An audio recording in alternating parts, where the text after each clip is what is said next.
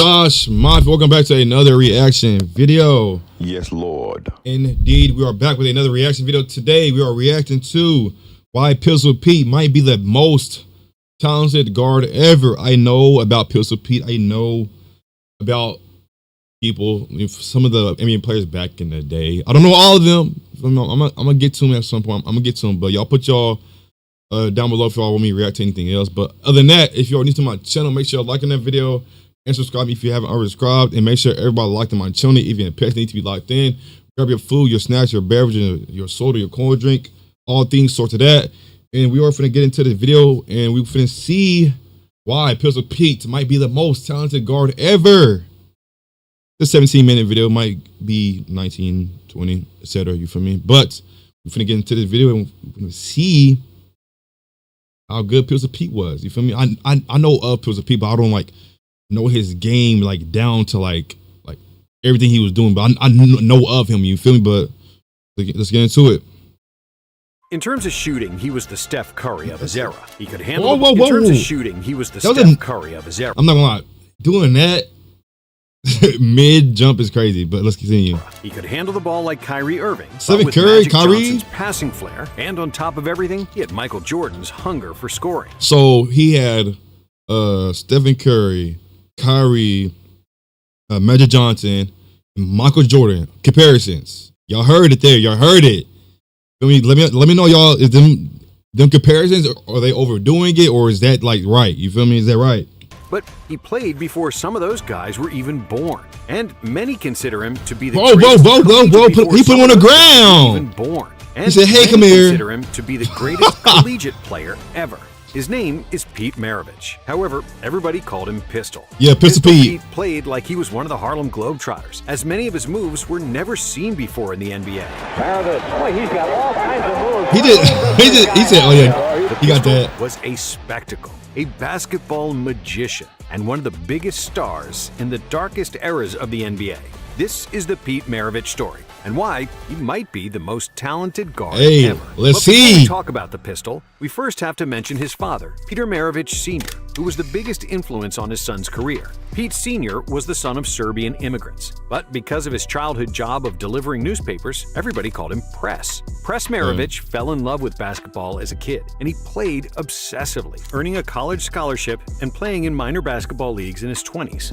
In 1946, Press signed a professional contract with the Pittsburgh Ironmen in the first season of the newly founded BAA League, which a few years later rebranded as today's NBA. Makes However, sense. at the end of that season, the Ironmen disbanded, and simultaneously, Pete was born. As a result, Press ended his playing career at the age of 32.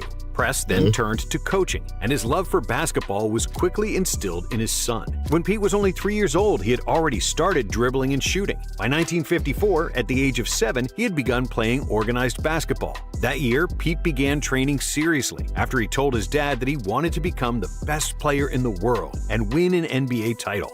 Maravich Sr. was delighted that his son shared the same passion for basketball, and the most crucial thing to Press was for Pete to instill the habit of being one with the ball. He made him carry it everywhere with him, even keeping the ball in his bed when he went to sleep. Some of Press's methods would be considered brutal in today's age, but Pete did everything with pleasure, wanting to prove that he could do anything with the ball. Pete dribbled while riding a bicycle, with his right hand on the way to school and with his left on the way home. He would kneel in the backseat of the car with his head out the window and dribble while his father slowly drove. On the way back, he would switch to the other side and dribble with his other hand. Maravich even took the ball to the movies, and despite people cursing at the bouncing noise, Pete was relentless. When his son— This reminded me of like the ads on like, it was like years ago. It was an ad where like Kyrie, he would just be bouncing the ball.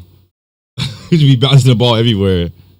Was 9, Press started coaching at Clemson University, and he would always bring Pete to practices and games. And despite being 10 years younger than the players his father was coaching, Pete routinely challenged Clemson's players in shooting competitions and would almost always win. Maravich became so proficient with the ball that he could spin it on his fingers for hours, a feat that some of the current NBA superstars can't do for 15 seconds. And even though Jason Williams made the elbow pass famous, Pete used to pass with his elbows before he hit puberty. Maravich quickly started participating in 5-on-5 practices at Clemson, and when one of the assistant coaches brought his friend Bob Cousy, a Celtics legend, Cousy couldn't believe what he was seeing. After one of Pete's passes, Cousy stopped the game and shouted, "Who the hell is that kid?" Pete became so good that he started playing on a varsity high school team at the age of 12. Opponents didn't guard him at first because they thought it was a joke to play against a skinny little kid until he started making shots. Then they started taking him seriously and covering him tightly. But Pete would just dribble past him and score regardless. In 1962, when Pete was 16, Press got hired as an assistant at NC State, and that's when Pete got his nickname. At that time, Maravich Jr. was not yet physically mature, and due to his lack of strength, he shot the ball from the hip with an outstretched arm that resembled holding a pistol. Thus, Pistol Pete was born. Yeah. I used to take the ball and go down like this and shoot like this, and it resembled to this person that got drawn. So he said, "Yeah, it looks like he's shooting, with a pistol." Pete graduated in 1965, but due to his weight of just 130 pounds, his father decided he should spend a year in prep school to get physically ready for college. Pete then attended Edwards Military Institute, where he averaged 33 points per game. Nice. Now standing at 6'5", Pete was absolutely unstoppable. And despite still being fairly slender, weighing just 160 pounds, he was sought after by every major university in the country. Pete could have chosen any college he wanted, but Press used every available tactic to convince him to go to LSU, where he became the head coach in 1966. He gave me a contract and said, "Sign it, or I'd never have to come home again." "Dad, I'm not going with you unless you buy me a car," Pete said. Press eventually relented, took out a loan, and bought him a car, after which the Pistol joined LSU. However, He was like, "Yeah, I'm not going unless you buy me a car." He said, "Fuck it. Well, let me get him a car."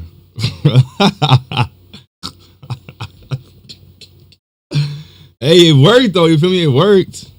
Because NCAA rules at the time did not allow freshmen, regardless of their talent, to play for the varsity team, Pete was forced to play only with the freshmen. In his first game, Maravich put up 50 steals, 14 rebounds, and 11 assists Nice against stats. Southeastern Louisiana College. The word of his talent spread quickly, and the crowd at LSU would often watch the freshman games and then leave once Pete's game was over, showing little interest in watching the varsity team. Pete averaged 43.6 points per Nice game and led the stats. freshmen to a 17-1 record that season, while the varsity team, led by Press, had a record of 3-23. In his sophomore year, when he joined the varsity team, Pete transformed from a local hero to a national sensation, dribbling through his own and opponent's legs, passing behind his back, no-look passes, and torching every opponent that came across him. Maravich was a must-see spectacle. Even in the South, where football had always been the undisputed king among sports, everybody went completely crazy for basketball because of Maravich. The Pistol averaged 43.8 points as a sophomore, stats, bro. 44.2 as a junior,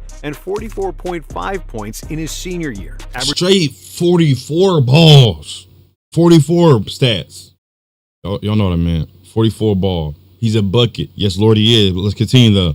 Averaging 44.2 points, 6.4 rebounds, and 5.1 assists Nice. per game. He directly contributed to more than 60% of just- all LSU points during his tenure. But despite his brilliance, the Smacking Tigers that never thing. qualified for the March Madness. With 3,667 points, Maravich is Okay. still the all-time NCAA leader in points scored. Hey, y'all let me know. Do y'all ever think somebody, what is it? Do y'all think somebody will ever like beat that?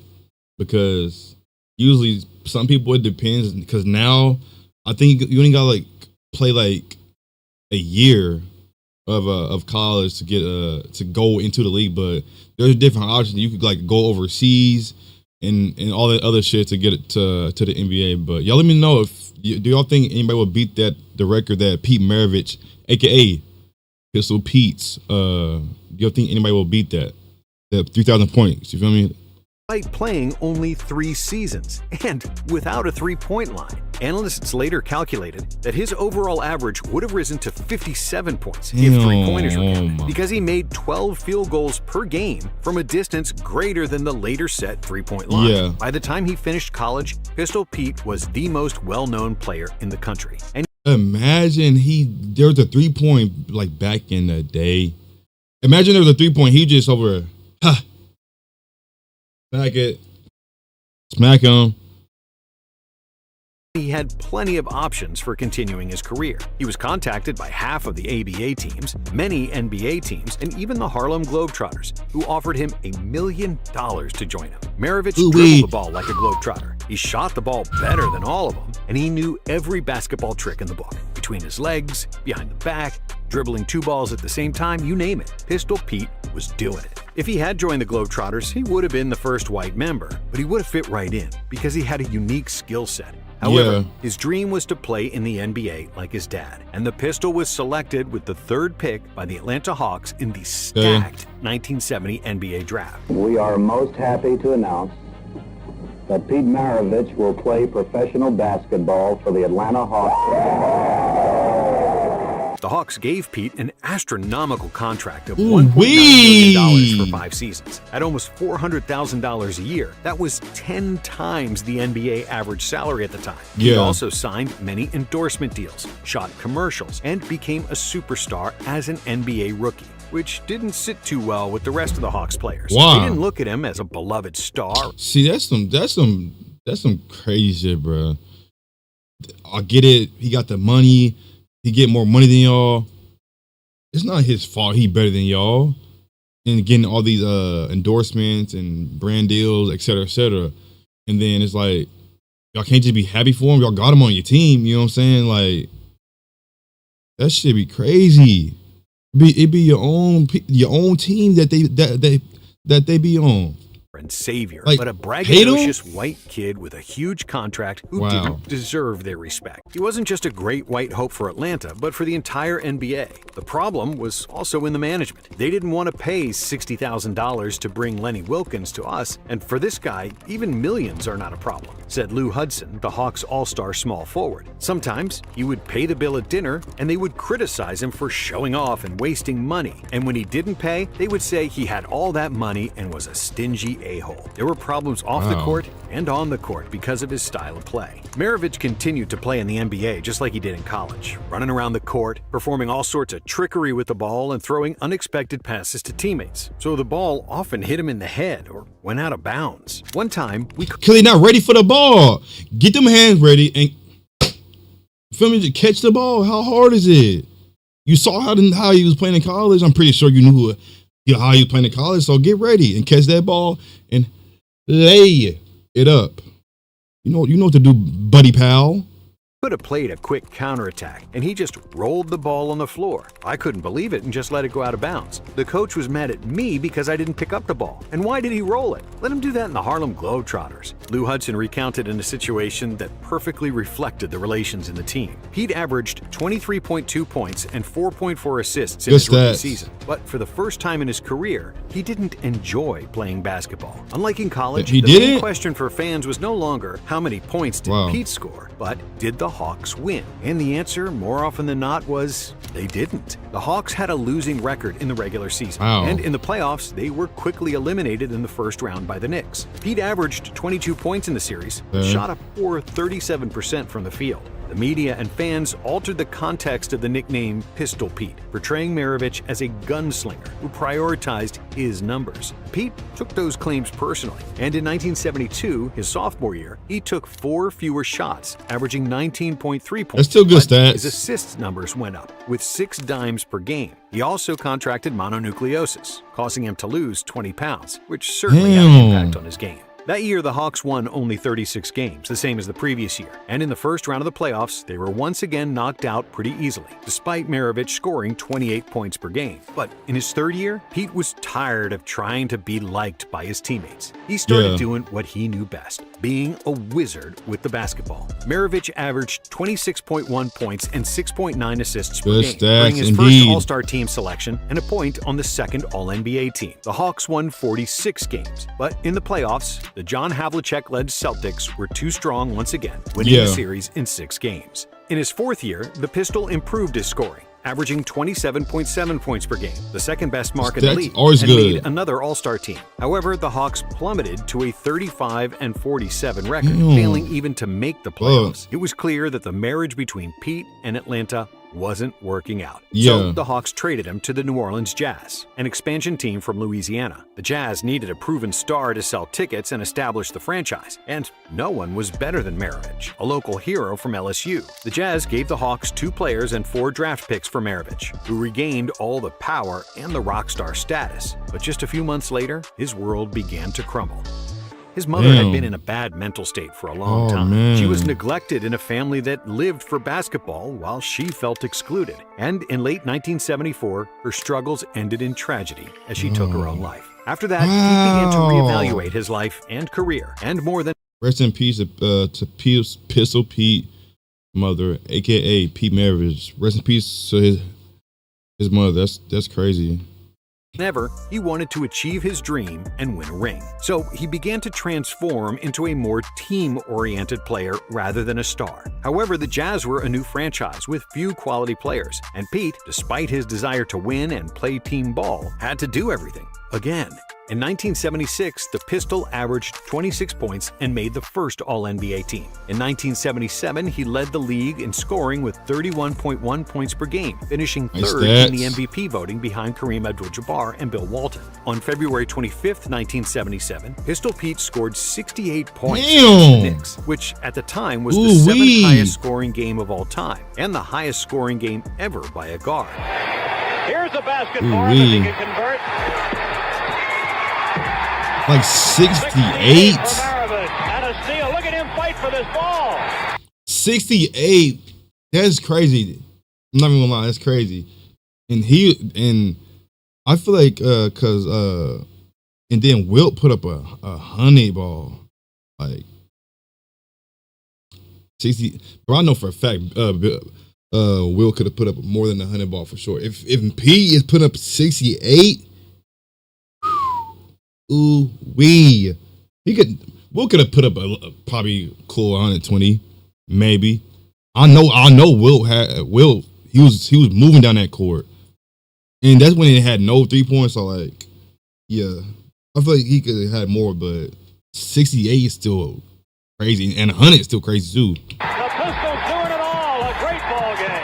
That feat is even more impressive when we know that he was guarded by Walt Frazier, one of the premier defensive guards of the 70s, and that he scored 68 without a three-pointer. But the Jazz didn't make the playoffs for the 3rd consecutive year, and Pete was getting desperate, willing to do anything to win. In 1978, Maravich played the best all-around season of his career, averaging 27 points, 6.7 assists, and a career-high 2 steals per game. He would have probably led the league in scoring once again, and likely even pushed the Jazz to the playoffs. But then, unfortunately, he injured his knee halfway through the season and was forced to miss the final 32 games of the season. Before he got hurt, the Jazz had a winning record, thanks to a 10-game winning streak. After Maravich went down, they lost 8 in a row, and their playoff hopes were shot. To make things worse, the Pistol hurt his other knee in the offseason and missed 33 games in 1979, averaging 22 points per game. The Jazz missed the playoffs again, and the owner decided to move the franchise to Salt Lake City, where the current Utah Jazz were founded in 1979. Due to persistent knee problems, Pete was often unable to practice. A new coach, Tom Nasalki, believed that if he couldn't practice, he couldn't play. Adrian Dantley emerged as the new star, and the Jazz fired Maravich in January 1980. As a free agent, he was picked up by the Boston Celtics, along with the man who would take his role of the NBA's great white hope,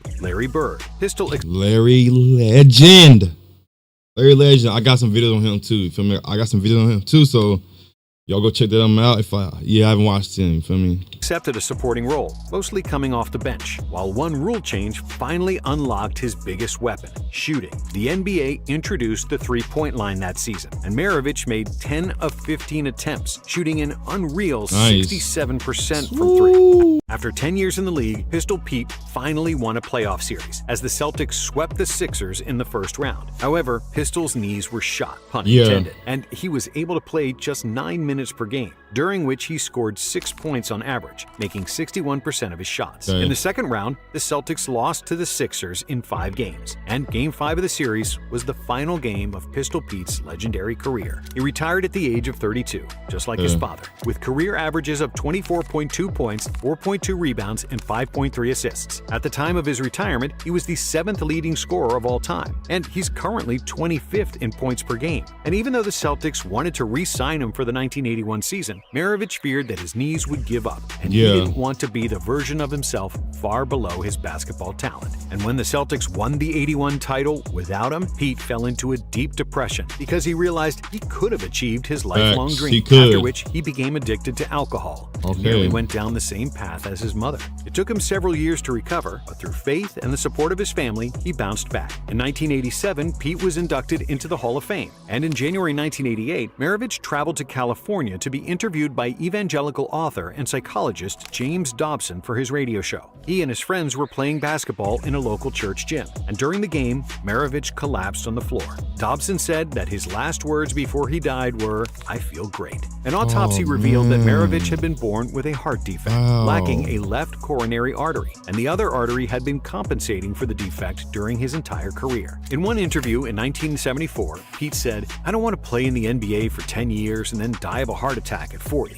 Unfortunately, that's precisely what happened, as he played for 10 years. Rest in peace to Pete Maravich. Rest in peace to Pete Maravich. And passed away 6 months after his 40th birthday. Wow. But despite passing too soon, Pistol Pete's legacy is alive and well, as many of the skills he showcased during the 70s are now used in the NBA. If you look at LaMelo Ball's underhand full-court pass, it's nearly identical to Maravich's from the 70s. Rebound. Maravich with Nice underhanded pass. and Goodrich goes for two. Magic Johnson was famous for his no-look passes, but Maravich did that first. Behind the back, how do you do? A little showtime there. Rajon Rondo was famous for his behind-the-back fake pass, but you guessed it, the Pistol did it 40 years earlier. Yeah. Maravich, boy, he's got all kinds of moves. He's ahead of the Turnaround game. jumper like MJ, or readjusting his jump shot mid-air like Larry Bird. It was all routinely done by the Pistol. Pistol fires. So he was the original creator of it, maybe? Maravich was a trendsetter who inspired generations. And if your favorite ball handler didn't learn from the Pistol, they likely stole some moves from someone who stole from Pete. Probably. When he played the game, the NBA was dominated by centers like Wilt Chamberlain and Kareem, and guards like him were unicorns. Rest in peace to a lot of these superstars. Nobody else attempted that many NBA jump players. shots, let alone made them with great accuracy. Not too many can shoot off the dribble better than Pistol Pete. With an unbelievable floater and layup game, finishing with both hands, killer handles, and the ability to both score and pass, Pistol Pete played a brand of basketball 30 or 40 years ahead of his time. If he played in the three-point era, he would likely average around 30 points per game. And if he had played on a better team, he could have easily been an MVP multiple times and won several championships. And since he was the greatest ball handler of his era, having learned everything himself, he is arguably the most talented guard of all time. I'm not a greedy person. I don't care to have 10 rings.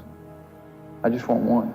Thank you for watching. And if you like this video, we have another one for you right here. I might have to watch that one. Josh Mafia, that's the end of why Pistol Pete might be the most talented guard ever. Y'all let me know who was the most talented guard in y'all opinion. But Pete Maravich, aka Pistol Pete, was an amazing player. Rest in peace to him. Rest in peace to a lot of these NBA superstars, honestly. And also rest in peace to his mother. But yeah, I knew of Pistol Pete, but I didn't know like that's what he went through and all that. But I feel like injuries really stop a lot of these players from being the potential that they wanted to be at. Like a lot of these people be getting injured and it really it takes a toll on their body. But if you made it to the end of the video, make sure to like on that video and subscribe if you haven't already subscribed, and make sure everybody locked on my channel, even pets need to be locked in. And other than that, my goal is to build a big community of brothers and sisters, which I call Josh Mafia. But other than that, I'll see y'all on the next video. Let me know your option on this video, and let me know who you think the most talented guard ever is. It could be back in the day, it could be right now, or in the future. It don't matter. You feel me? But other than that, I'll see y'all on the next video. And my goal is to build a big community, like I said. And let me know your opinions on this video, and I'll see y'all on the next video. I love y'all, Josh Mafia.